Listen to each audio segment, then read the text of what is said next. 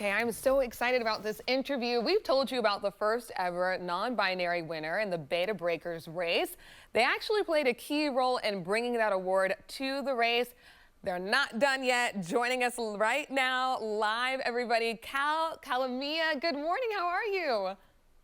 Good morning, Jobina. I'm doing super well. It's so exciting to be here and be speaking with you. I heard y'all talking about this, a few days ago, and I love the way you spoke to what's been going on. So I'm excited to be here talking with you now. Oh, thank you so much for bringing the awareness. I mean, that's how we found out about it in the first place. So shout out to you, and we're going to get into that. But I do want to mention that you are a teacher and also run an organization called Too Hot for Hoodies. So what is that?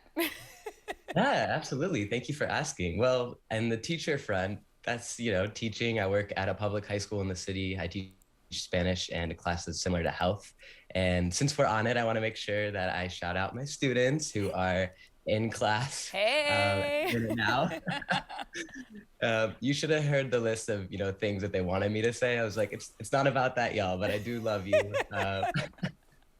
And then the organization, Too Hot for Hoodies, is something that I run with my partner. And the real mission is just to elevate, needs of queer and gender expansive youth in the Bay and beyond. So we basically work to collect used chest binders as well as donations to purchase new chest binders, and then we re-house those. So we actually just give them to trans and gender expansive youth in need, prioritizing youth of color and local youth, but our binder giveaways actually go international. So Oh, it's really awesome.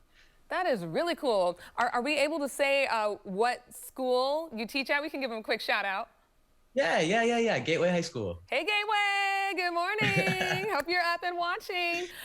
So talk about when you transitioned, Cal. I know that happened in 2018 when you moved to San Francisco. How did all of that play into your passion for running? Yeah, that's a great question. I've been running my whole life. I absolutely love running. I always say it's the easiest sport insofar as you don't need anything. You don't need any equipment. You need shoes. I mean, some people do without shoes. But other than that, I mean, you can just hit the road and go. Mentally and emotionally, of course, it's challenging and it requires a lot of self-discipline.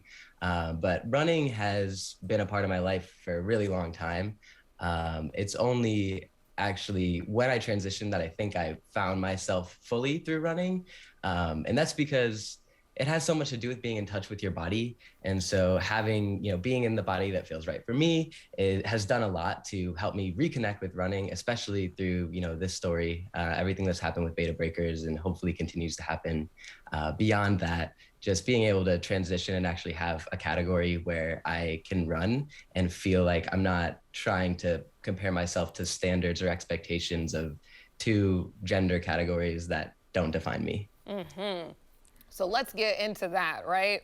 We find out that Beta Breakers has another category they've added for non-binary runners. Amazing. And you Right. find out, you're like, awesome. And Right. then the pump the brakes. Oh, so Not so what awesome. happened?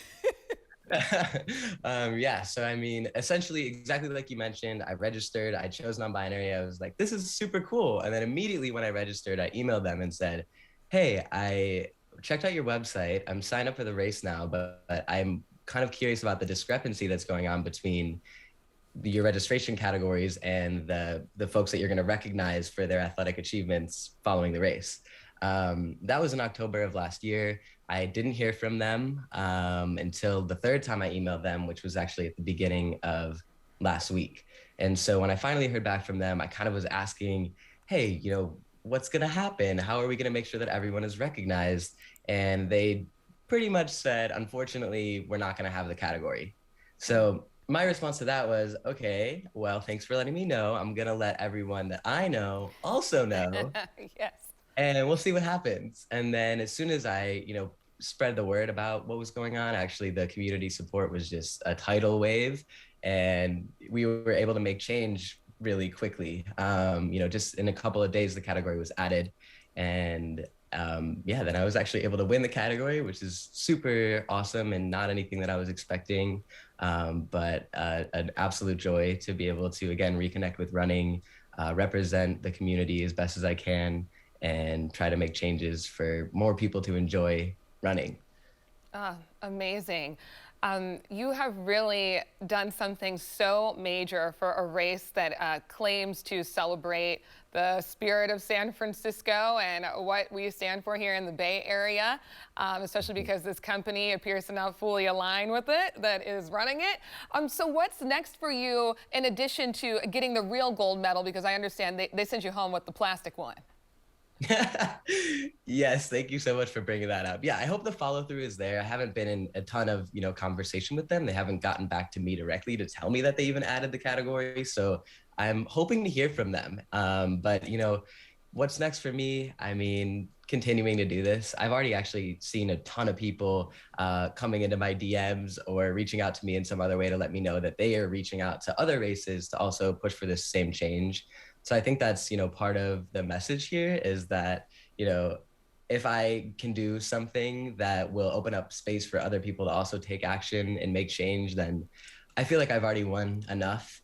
The gold medal is going to be great once I eventually hopefully get that. But the plastic one for now is, representation of, I think, where this term pride even seems to originate in all the undoing and redoing and just doing that is necessitated by queer existence and all the change that we can forge just by being ourselves.